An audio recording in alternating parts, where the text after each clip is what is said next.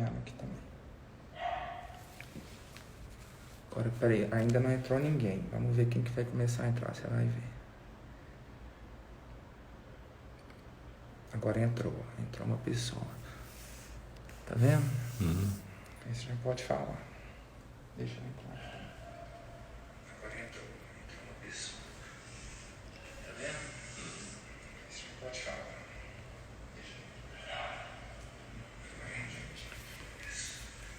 Eu queria, antes de mais nada, agradecer a todos aqueles que estão nos vendo, todas aquelas que estão nos dando a honra também de participar deste evento.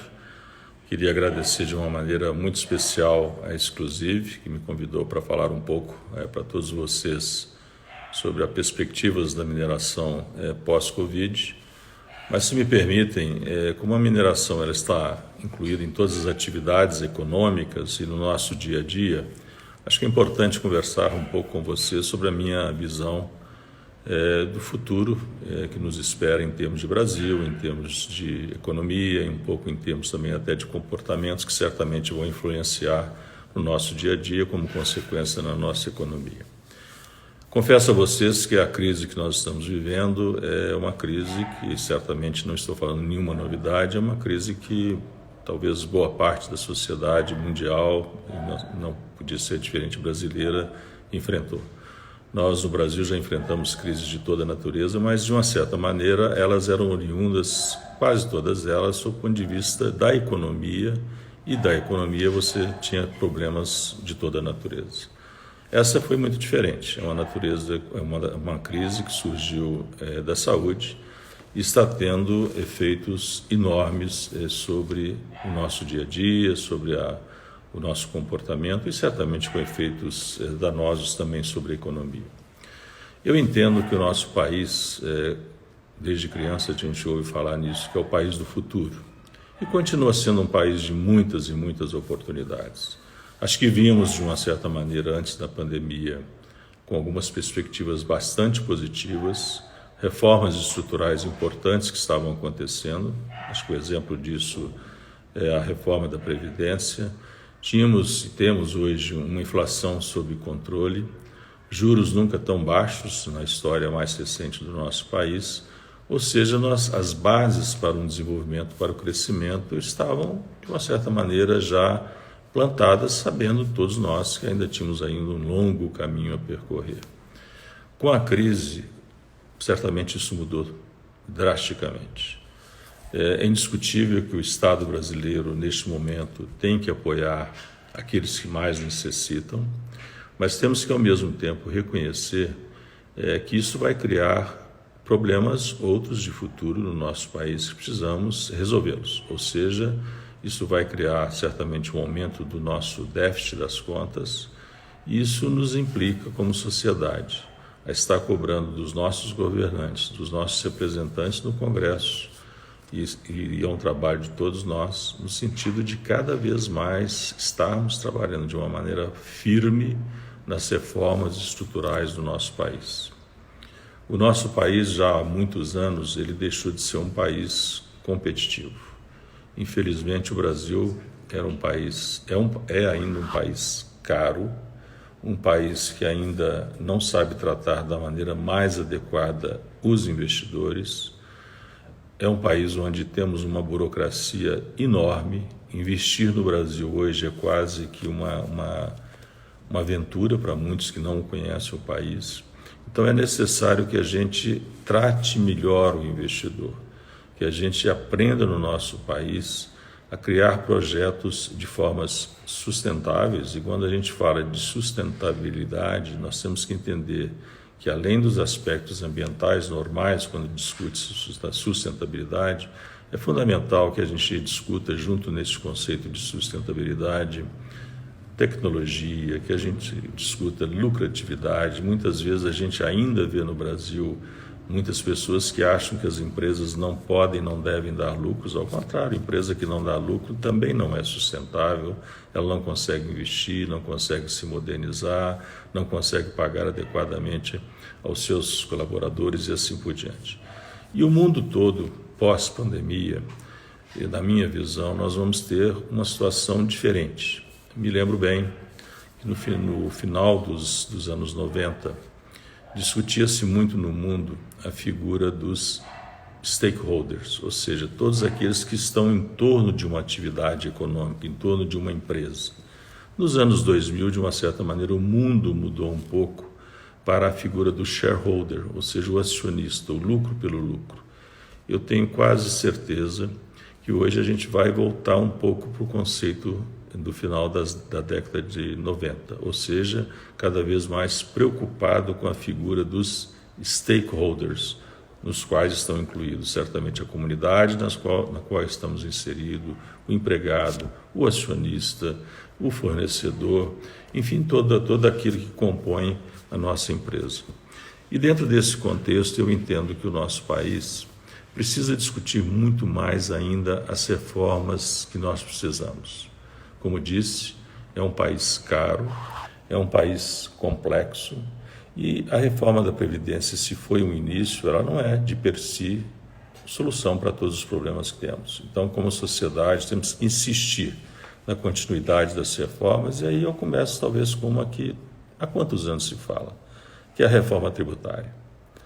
Eu não saberia dizer para vocês o que é pior no Brasil, se é o tributo que nós pagamos, se é o percentual do tributo que as empresas, o cidadão, a cidadã paga para o país, para o governo como um todo, ou se é a complexidade tributária. Nós temos, na verdade, hoje um cipoal de regras, de legislações sobre tributos que mesmo que o empresário queira cumprir, e a maior parte dos empresários querem cumprir de forma adequada, o que acontece? Não conseguem fazer porque não sabem se estão fazendo correto, tamanha é a complexidade. Gastam recursos e recursos para ver se está fazendo certo, assinam os seus balanços, as suas demonstrações, de repente aparece um fiscal dizendo que está errado, gasta-se mais dinheiro com advogados, com auditores e assim por diante, e no final tudo isso é parte de um custo Brasil que se discute há décadas e décadas. Então é necessário que nós nos conscientizemos, volto a insistir, da necessidade das reformas estruturais que o Brasil precisa, de tal forma que a gente possa realmente transformar o Brasil num país competitivo. E por que isso? Se antes da pandemia esse era um tema de preocupação de todos nós que vivemos no mundo empresarial, muito maior hoje passa a ser a preocupação. Depois da pandemia, todos os países, a meu ver, vão de uma certa maneira se fechar, e eu não estou falando aqui de nacionalismo, não estou falando de ideologias, estou falando de um pragmatismo. Todos os países vão se fechar de uma certa maneira com um único objetivo: gerar empregos. A pandemia trouxe como consequência um enorme desemprego, não só no Brasil, no mundo inteiro. Então é natural que os países, de uma certa maneira, procurem se fechar de tal forma que gerem mais emprego, que passa a ser o grande problema pós-pandemia, que vai deixar além, naturalmente, de todos os aspectos sociais que estamos vivenciando, com mortes, com pessoas que estão sofrendo. E neste contexto, eu entendo também que a indústria ela vai, de uma certa maneira, ter a sua cadeia reduzida. O que eu quero dizer com isso? Países que hoje estão 100% às vezes dependentes de importação de produtos, por exemplo, importando da China. Hoje a gente está vendo que precisamos importar remédios, equipamentos vindos da China, onde a prioridade é a própria China. Então essa dependência tende, ao passar do tempo, ser reduzida. E neste contexto nós precisamos nos voltar também para o setor industrial. A grande verdade é que já há algumas décadas a gente vem alertando que o Brasil estava passando por um processo de desindustrialização. Muitos críticos diziam que isso não era verdade, que não era um processo de desindustrialização. Eu me lembro que muitas vezes reagi dizendo, chamem como quiser, mas a grande verdade é que o Brasil está perdendo a sua capacidade competitiva e, como consequência, está perdendo parte do seu processo industrial. Tanto isso era verdade que hoje a participação da indústria manufatureira no PIB brasileiro é em torno de 11%, quando já chegou acima de 18%. E nós não podemos deixar que aconteça no Brasil como aconteceu em países vizinhos. Temos aqui a Argentina como um bom exemplo, que décadas atrás perdeu a sua indústria e a reconstrução dessa indústria vai ser muito complicada. E neste contexto de reformas, é fundamental alguns aspectos, que nós tenhamos segurança jurídica. Sem segurança jurídica, o investidor não virá. Eu tenho uma frase, não sei se ela está correta, mas eu costumo dizer que o dinheiro é covarde, ele vai para onde ele é bem tratado. Se a gente não tratar bem o recurso do investidor, ele certamente tem outras opções para investir, outros países onde essa segurança está mais presente. E não falta ao Brasil oportunidades para o investimento. Eu entendo também que nós temos hoje um Congresso reformista. Passar uma reforma da Previdência no meio político não é uma coisa muito fácil. E passou. Então, acho que nós temos que aproveitar este momento que temos aí um Congresso disposto. Bom, e dentro desse contexto, acho que um outro exemplo desse Congresso reformista, nós estamos vendo aí que recentemente foi aprovado um novo modelo para investimentos em saneamento, o que é fundamental para o nosso país. A gente pensa, o problema de saneamento ele está nos grotões, eles estão no norte do país ou outras regiões. Não é verdade. Se nós andarmos aqui em torno dos grandes centros, nós vamos ver que temos problemas de natureza de saneamento enormes. Agora, como trazer o investidor para investir em saneamento? É fundamental, de novo, além do marco regulatório aprovado, que a gente tenha segurança jurídica, que a gente tenha competitividade, que saibamos atrair o investidor.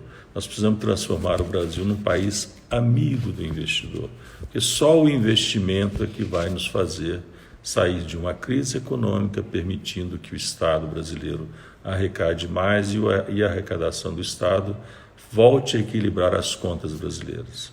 As contas brasileiras, como disse no início, foram muito afetadas, não poderia ser diferente, na ajuda que está sendo e tem que ser dada àqueles que mais necessitam, mas tem as suas consequências. Então, a solução disso, a meu ver, passa pelo investimento. Os estudos econômicos de várias naturezas, de vários aspectos, mostram que um país, para crescer em torno de 4%, ele precisa investir cerca de 25% do seu PIB.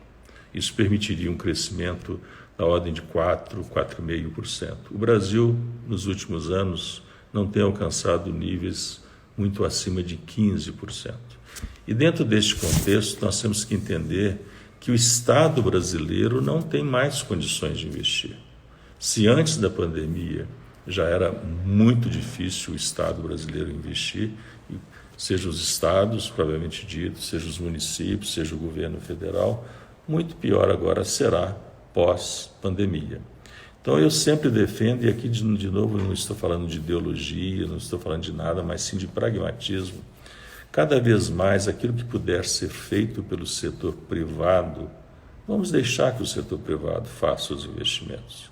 Cabe ao Estado brasileiro cada vez mais ser promotor, facilitador, articulador.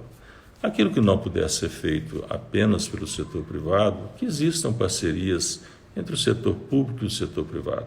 São as chamadas PPPs, que em muitos lugares do mundo deu muito certo. E aqui no Brasil, a meu ver, os estados isoladamente, ou os municípios isoladamente, dificilmente conseguirão implantar essa filosofia de parceria entre o setor público e o setor privado. É preciso que a gente discuta abertamente de que forma podemos garantir o investimento entre o setor público e o setor privado. E a garantia, na maior parte das vezes, além da segurança jurídica, é financeira. Os estados não têm condições de dar garantia de retorno daquele investimento, seja na estrada, seja no porto, seja em presídios, seja em residências e assim por diante. Saneamento, que a meu ver vai ser muito através de parcerias público-privadas. Não tenho dúvida também em dizer para vocês que pós-pandemia vai haver uma mudança comportamental em boa parte da sociedade. Certamente esses mecanismos que nós estamos utilizando aqui hoje já eram mecanismos existentes. Mas quantos de nós agora ao trabalhar em casa fica refletindo, poxa, quanta viagem eu fazia, quanto tempo eu perdia, né? Tomando um avião, indo para cidade A, cidade B, às vezes perdi o dia inteiro para fazer uma reunião de 1 hora, 2 horas, 3 reuniões, se tanto, num dia, e o dia era perdido. Hoje a gente está percebendo que às vezes com esses mecanismos que já estavam aí e agora estamos utilizando mais, a gente em meia hora resolve um problema que talvez perdêssemos o dia inteiro. Isso significará que teremos reflexos sobre vários setores da nossa economia, mundial e certamente brasileira. Eu fico pensando o que vai acontecer com o setor de aviação. Quantas viagens deixarão de ser feitas, principalmente viagens a negócio.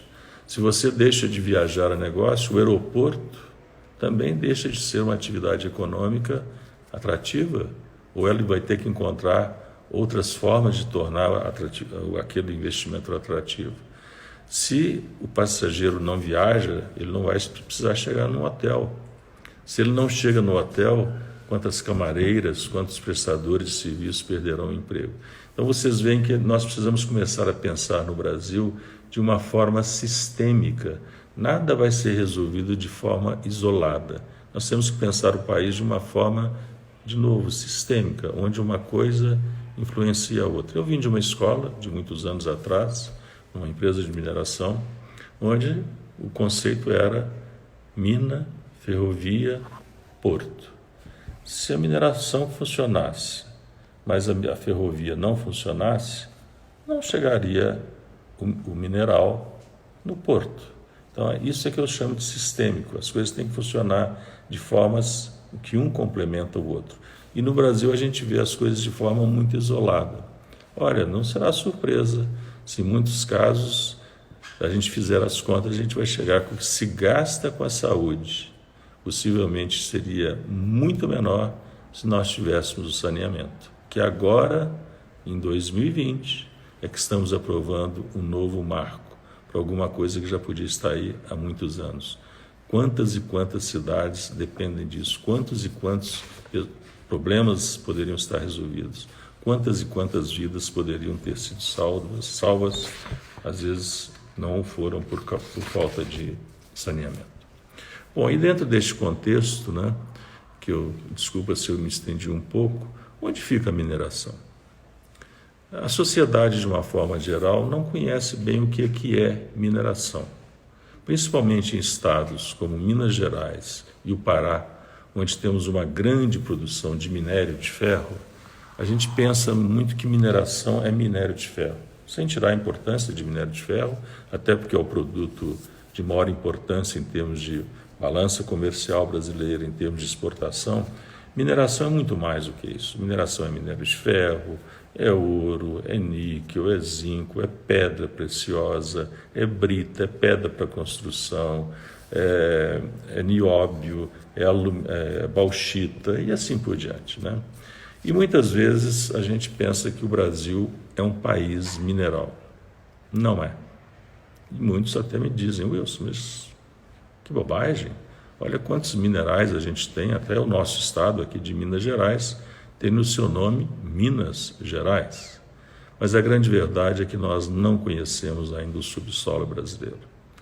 Nós precisamos ainda investir enormemente em geologia no Brasil. E o que eu quero dizer com isso? Em função talvez até da inflação que vivemos há décadas atrás, em função do perfil do investidor brasileiro, que muitas vezes ele teme o risco, a grande verdade é que pouco conhecemos desse subsolo, porque pouco investimos em geologia.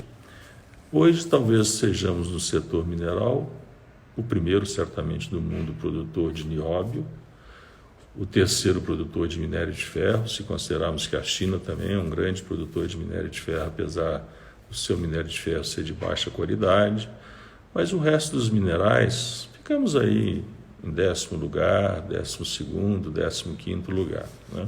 Para vocês terem uma ideia, um produto que é tão falado que é o ouro,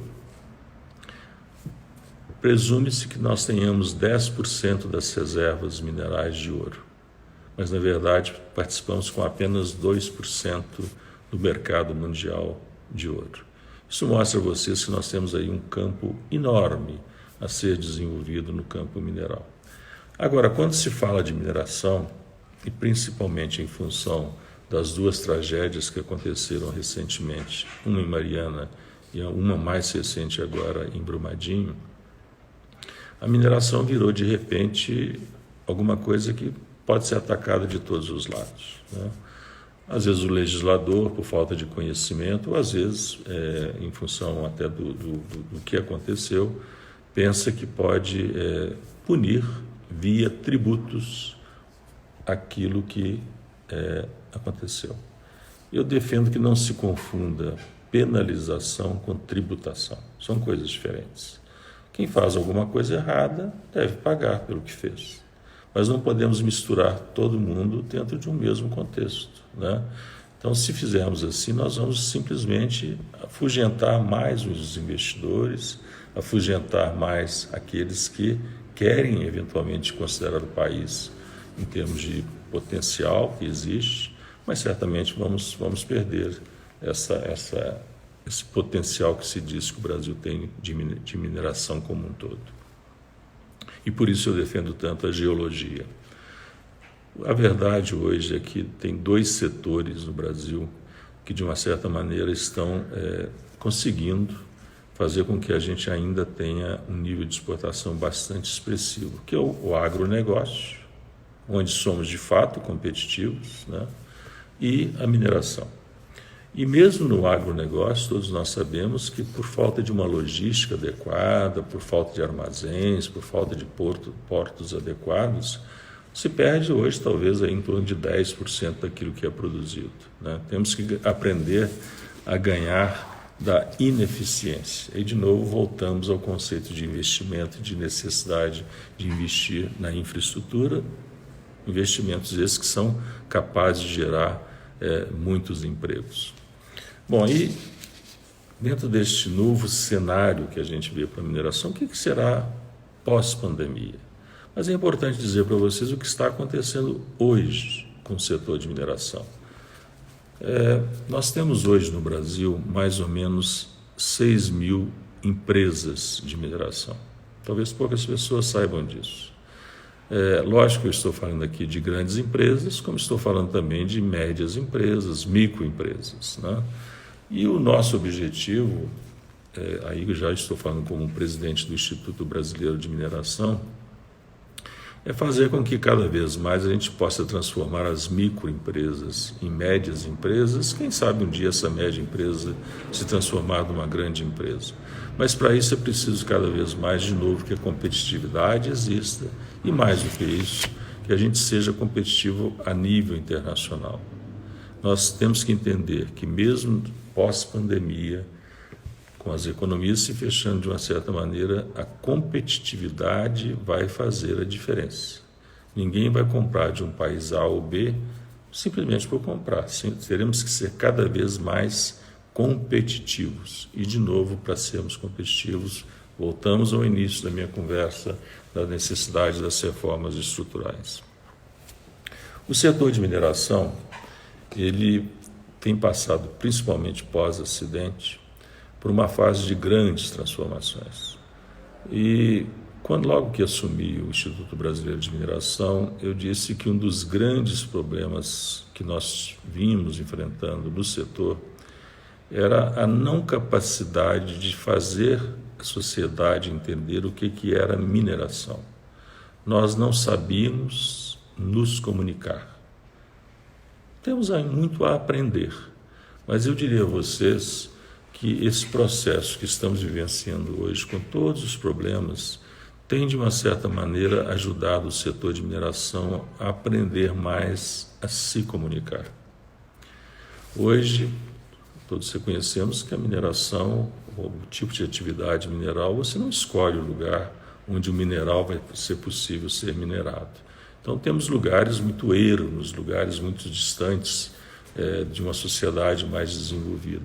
E, nesse aspecto, eu tenho sentido um avanço enorme das nossas empresas a partir do momento que elas estão se aproximando mais da comunidade, se aproximando mais das pessoas. Voltamos à figura aí dos stakeholders que eu mencionei no início, de tal forma que elas passam também a ser vistas por aquela comunidade como alguém que pode ajudá-las no seu desenvolvimento.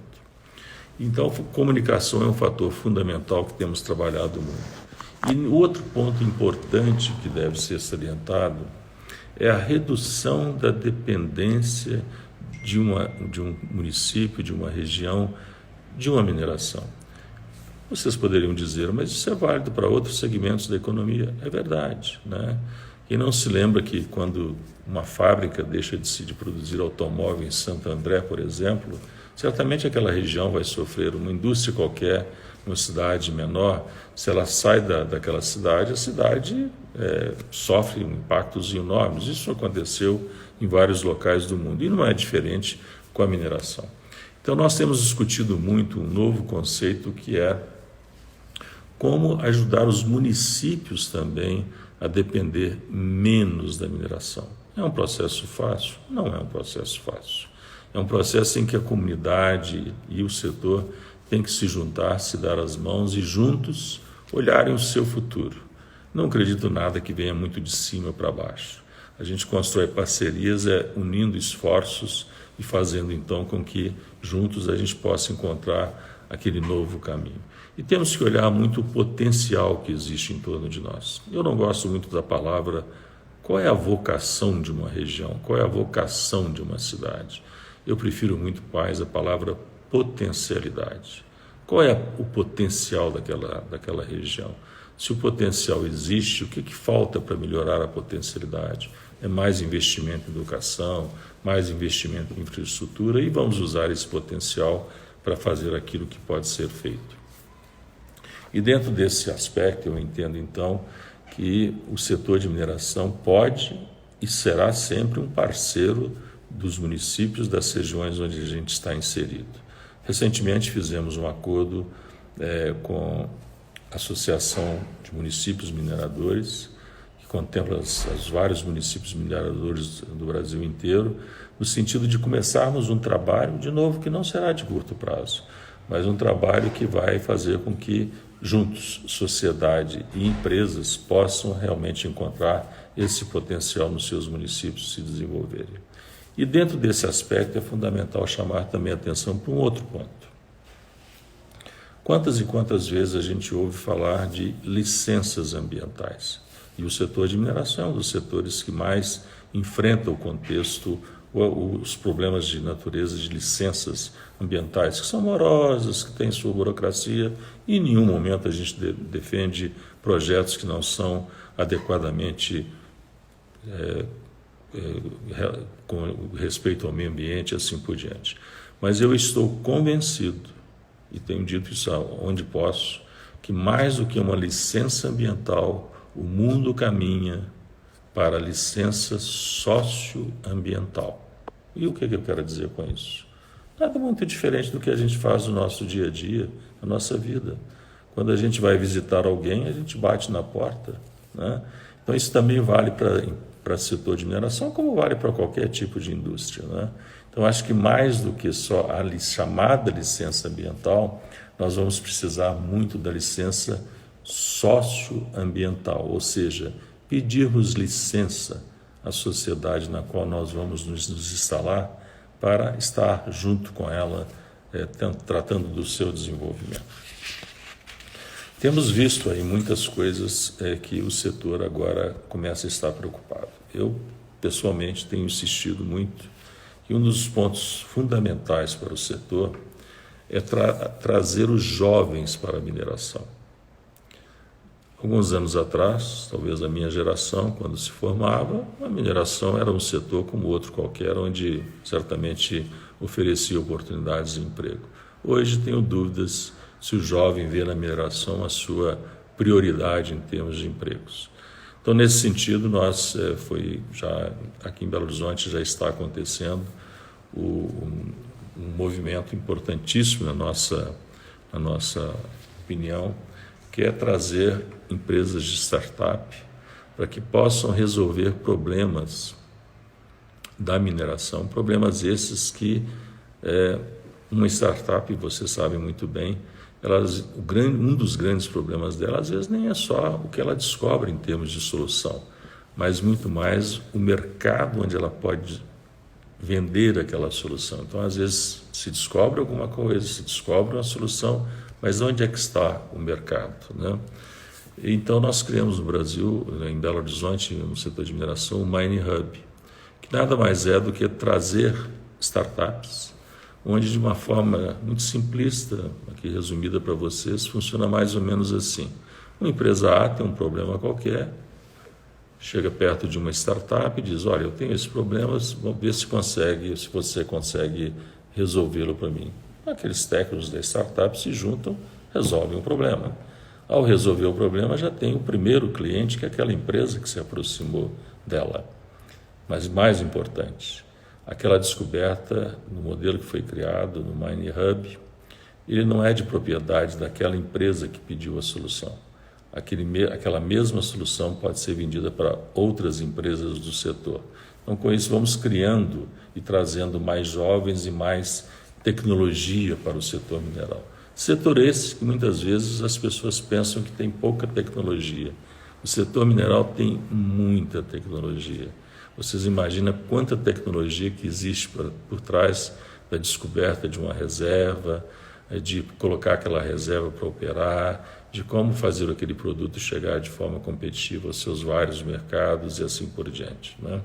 Então, nesse contexto de novas tecnologias, também às vezes a legislação mistura um pouco as coisas. De novo, o legislador, talvez por não conhecer o que é o setor, complica as coisas um pouco, achando que tudo deve ser tratado, como eu disse antes, de uma mesma forma.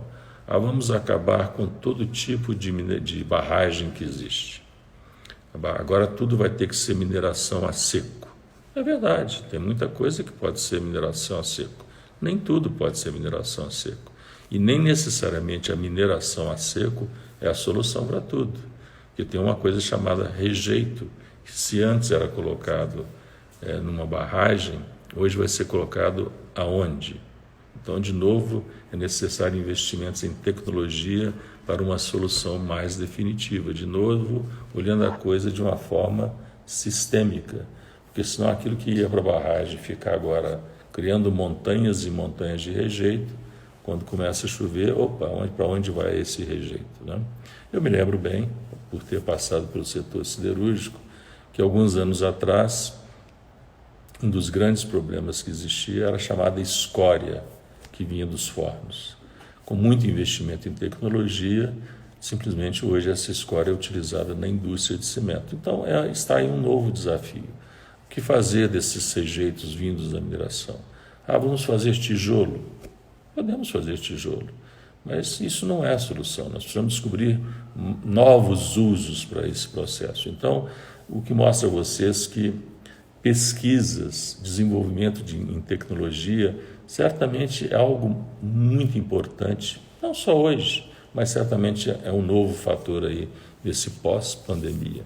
E quando eu falo de pesquisas, eu sempre uso a oportunidade que tenho para motivar as academias, as universidades a se juntarem nesse processo.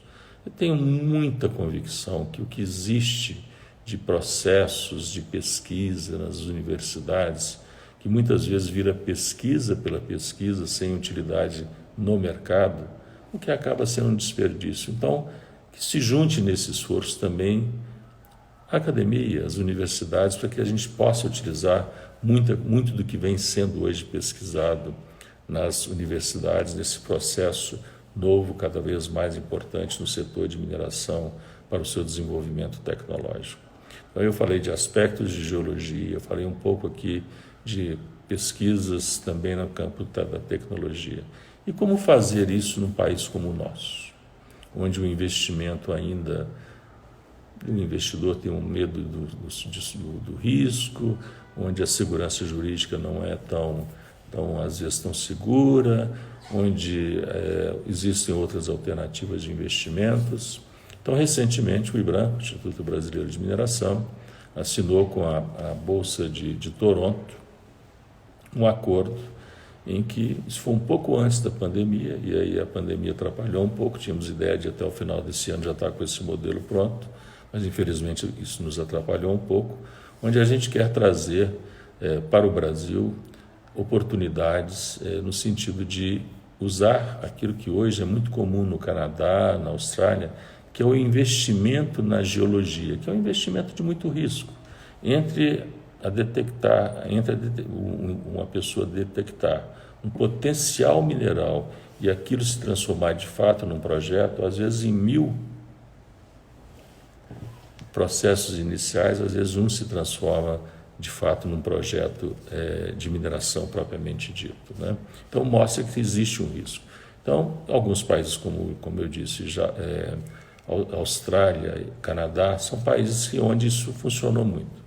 Então, nós assinamos um acordo com a Bolsa do Canadá, queremos também envolver a Bolsa brasileira, e num país onde os juros estão baixos, onde a inflação, esperamos todos que continue sob controle, nós temos que criar novas alternativas de investimento, e vejo nisso aqui uma nova oportunidade de investimentos.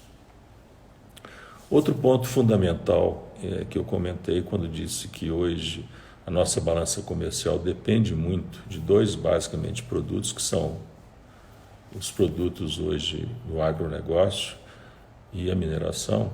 Para vocês terem uma ideia, no primeiro trimestre deste ano, o saldo da balança comercial brasileira foi menor do que o saldo da balança do setor mineral.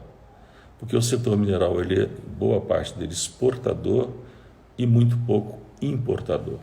Basicamente, hoje o que a gente importa são produtos exatamente para o agronegócio, que é o fosfato, que é o potássio.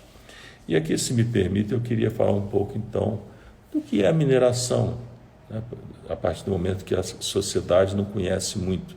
Pensa que mineração é o minério de ferro, é o ouro. Não, a mineração é muito mais do que isso. A mineração está no nosso dia a dia. Na nossa casa é mineração. Temos ali a pedra, temos a areia, que também é mineração, né? No nosso automóvel tem o aço, que também tem a mineração. No nosso dia a dia, no nosso remédio, às vezes tem o lítio, tem o manganês, também tem mineração. Enfim, a mineração está na nossa vida, no nosso dia a dia. O ouro, de repente, a aliança que usamos é mineração, né? A corrente que usamos é mineração, e assim por diante, né? E o agronegócio, você tem ali N produtos da mineração. De novo, se olhar o agronegócio e entender que também ali não tem mineração, seria saber que não falta o potássio, falta o fosfato e assim por diante. É um setor que emprega muitas pessoas. Se nós olharmos a cadeia produtiva, nós estamos falando de aproximadamente, talvez, aí, quase 2 milhões de empregos que são gerados pela mineração. E um dos aspectos que queremos trabalhar muito é trazer cada vez mais para perto da mineração o fornecedor. De novo, olhando a cadeia produtiva como um todo. Se eu falei de aumento da competitividade, da necessidade de um repensar na própria indústria, é fundamental que a gente traga para perto de nós, cada vez mais, os nossos fornecedores, que vão nos ajudar em termos de novas tecnologias, de fornecimento competitivo e de desenvolvimento também regional, seja fornecendo para uma região, seja prestando serviços, seja se instalando naquela região. Então, eu queria convidar a todos, aproveitando aqui a oportunidade, e por favor visitem o site do IBRAM, para no dia 15 e 16 deste mês, na semana que vem, aproveitar um evento que nós estamos realizando, onde vamos estar trazendo a maior camada possível de fornecedores e de empresas mineradoras, para começar um diálogo entre eles. E a partir daí, quem sabe, trazemos aí cada vez mais fornecedores prestando serviços, fornecendo equipamentos, fornecendo materiais para o setor e, como consequência, gerando emprego. O setor de mineração quer ser um ator na retomada do desenvolvimento da economia brasileira. Nós precisaremos que as empresas se juntem. Aqui estamos falando da mineração, mas isso vale de novo para outros segmentos.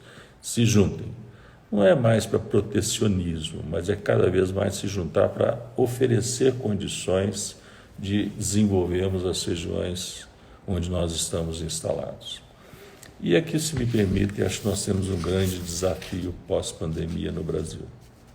Nós temos muitas coisas a fazer, indiscutivelmente.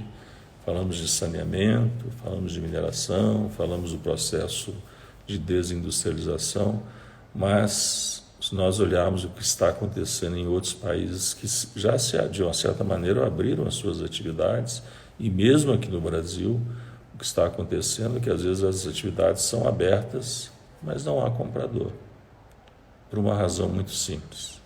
Nós precisamos fazer que haja emprego, que haja renda. Isso só é possível com investimentos, né? E a boa notícia do lado da mineração é que nós estamos planejando, mesmo com a crise, investir nos próximos 4 anos cerca de 32 bilhões de dólares.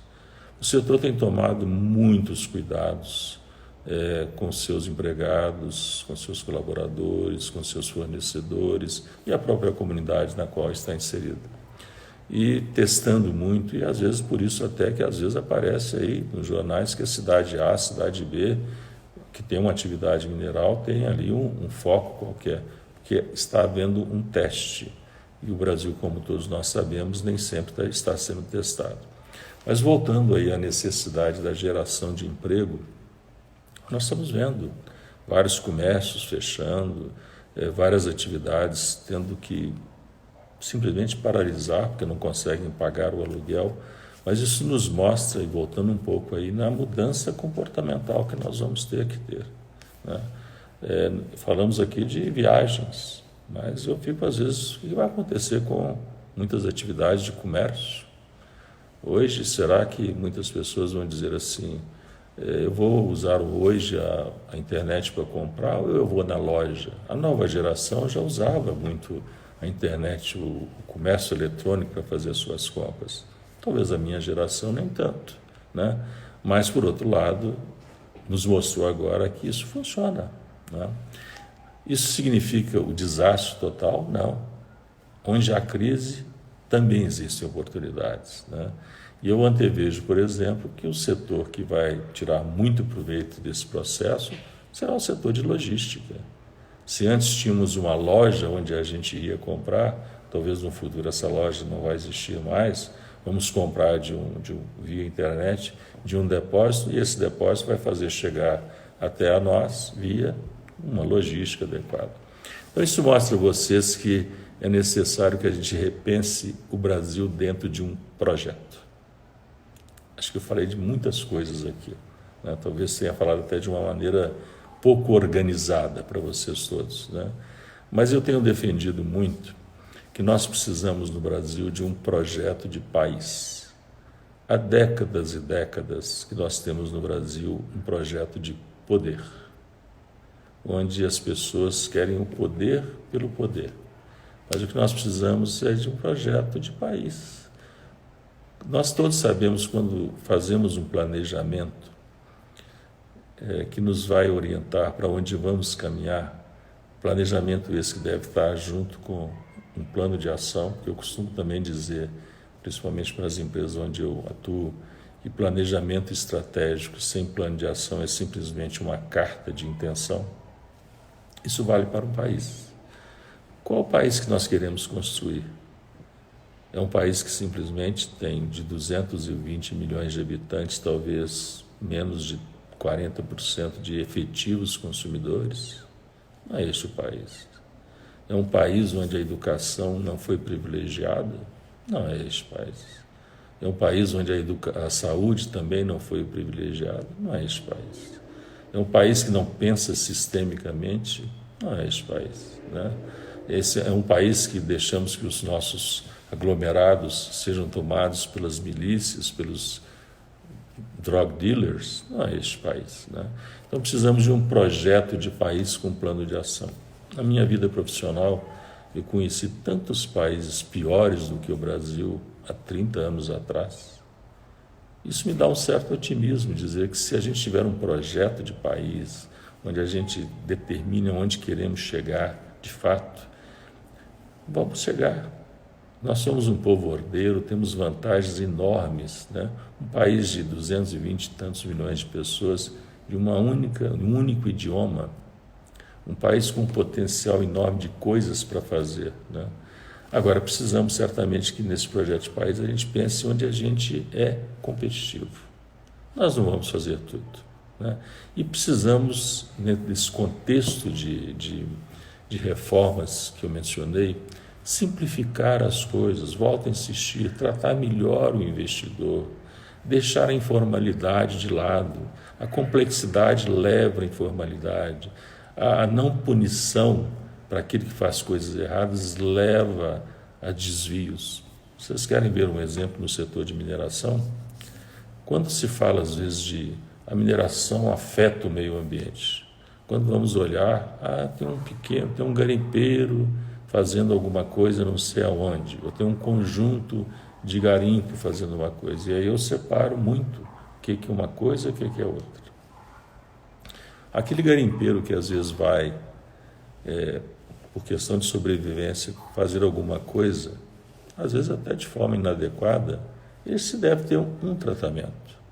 Precisamos educá-lo, precisamos ajudá-lo a fazer melhor. Mas tem aquele garimpeiro que não é questão de sobrevivência.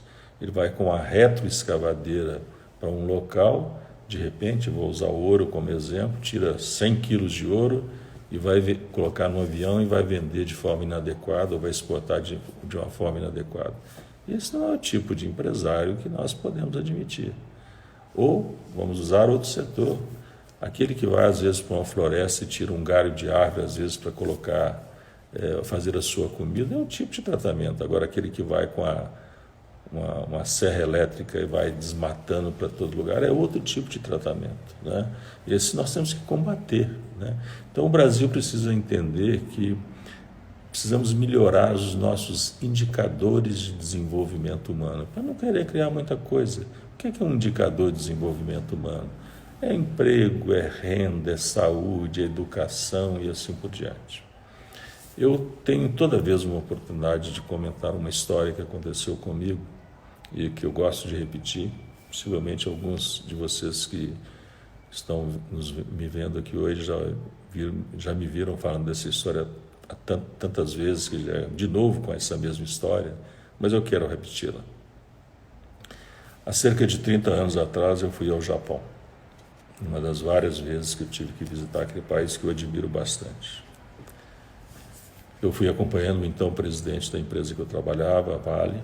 Eu era um diretor financeiro e naquela época existiam duas empresas muito conhecidas no Japão, que eram a Vale e a Varig, que era a nossa empresa de aviação, que hoje infelizmente não existe mais. E como era o Japão naquela época o principal produtor de aço do mundo, quando nós íamos, nós queríamos saber para onde o PIB do país ia caminhar, visitávamos os nossos fornecedores, o meio financeiro e assim por diante. E numa dessas visitas, nós estávamos no jantar com um ex-primeiro-ministro japonês.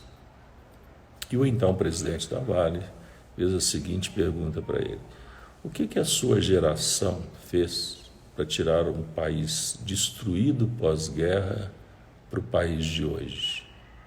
Não sei se a resposta foi política, mas me impressionou tanto que eu conto essa história nos últimos 30 anos. Ele respondeu mais ou menos assim: a minha geração não fez muito. Quem fez foi o imperador que há 100 anos atrás investiu em educação. Então está aí uma das respostas que nós precisamos desse projeto de país dar. Nós precisamos realmente voltar um pouco no tempo, reconhecer que há 30 anos atrás tínhamos talvez no Brasil um sistema educacional mais amigável, melhor, onde a professora era respeitada, onde se o aluno fizesse uma coisa errada, chegava em casa, ele era repreendido. Hoje, se ele chega em casa e diz que a professora chamou atenção, é capaz de a professora ser a culpada.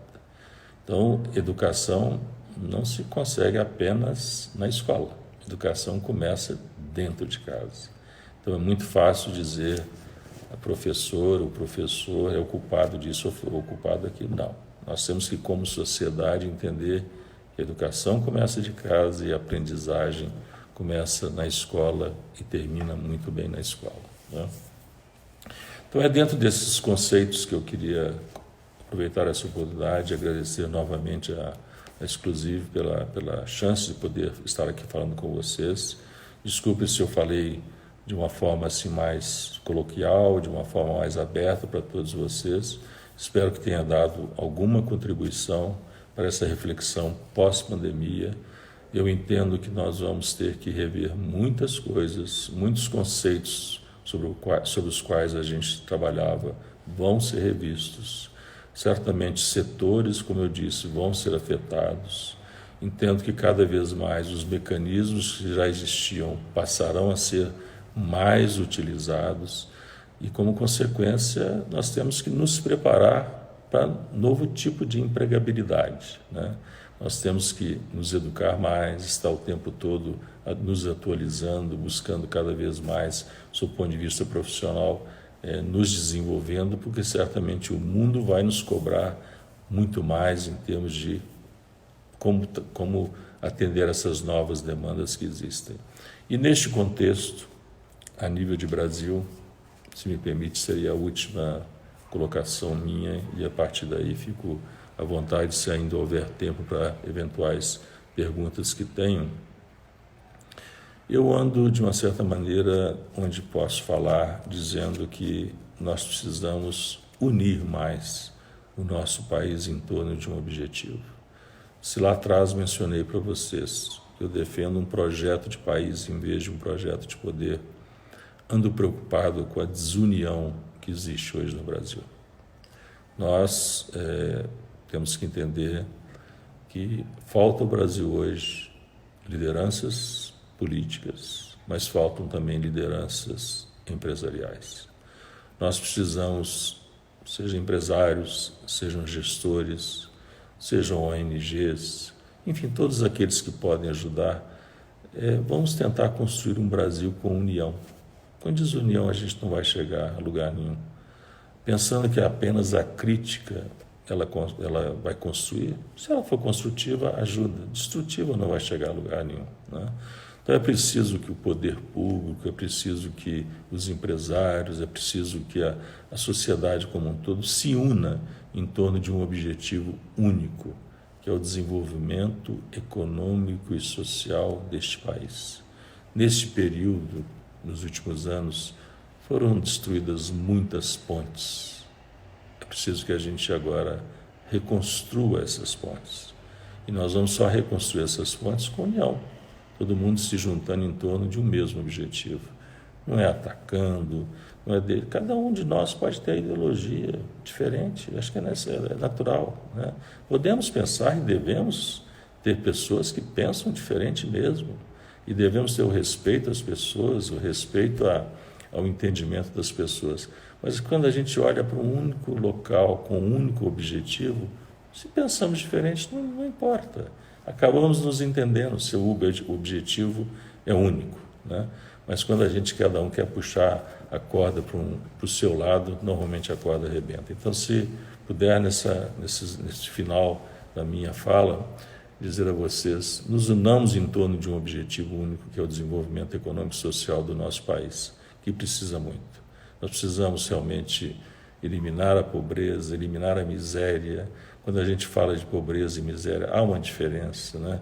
Em muitos lugares a gente vê pobreza, mas em outros a gente está vendo miséria. E é preciso que a gente separe as coisas e nos una em torno da solução desses problemas. Muito obrigado e fico à disposição para eventuais perguntas.